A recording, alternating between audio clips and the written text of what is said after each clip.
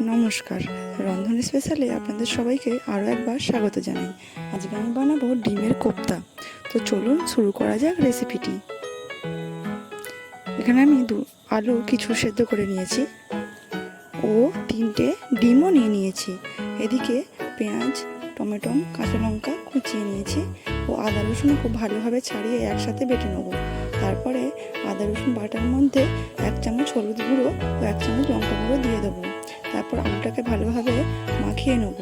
মাখিয়ে নিয়ে ওর মধ্যে 1 চামচ কর্নফ্লাওয়ার, 1 চামচ বেসন ও 1 চামচ জিরের গুঁড়ো, অল্প একটু লঙ্কা গুঁড়ো, অল্প একটু হলুদ গুঁড়ো ও স্বাদ মতো লবণ দিয়ে দেবো।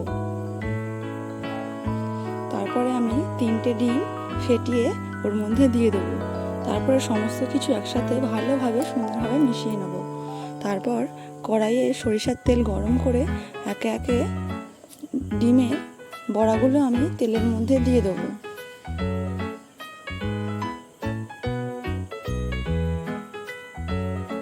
তো এক পিঠটা ভাজা হয়ে গিয়েছে, আমি কিন্তু এবার উল্টে দেবো। তো বড়াগুলো কিন্তু খুব সাবধানে উল্টাতে হবে, কারণ এই ডিমের বড়াগুলো কিন্তু খুবই নরম হয়, তাই জন্য একটু সাবধানে উল্টাতে হবে।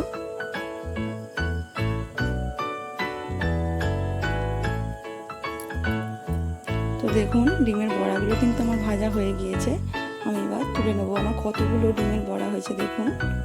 তারপর ওই একই তেলে 5 ফোড়ন, একটা তেজপাতা ফোড়ন দিয়ে পেঁয়াজ কুচি আমি দিয়ে দেবো।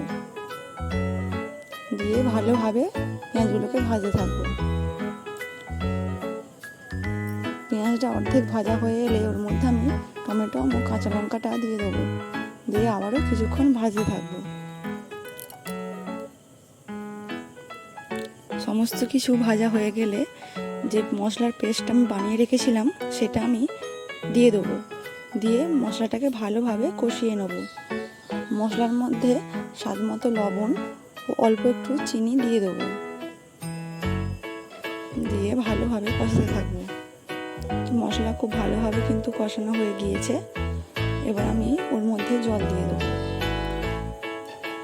জলটা একটু কিন্তু বেশি করেই দিতে হবে, কারণ এই ডিমের কোপ্তা বানাতে গেলে একটু জল বেশি করে দিতে হয়, কেননা বড়াগুলো কিন্তু অনেক পরিমাণে জল টানে। তো কিছুক্ষণ ফুটিয়ে নিয়েই আমি নামিয়ে নেবো। আমার এই ডিমের কোপ্তাটা কিন্তু একদম রেডি হয়ে গিয়েছে। ভিডিওটি কেমন লাগলো বন্ধুরা অবশ্যই কমেন্টে জানাবেন, আর ভালো লাগলে অবশ্যই একটি লাইক করে দেবেন। ভিডিওটি প্রথম থেকে শেষ পর্যন্ত দেখার জন্য ধন্যবাদ।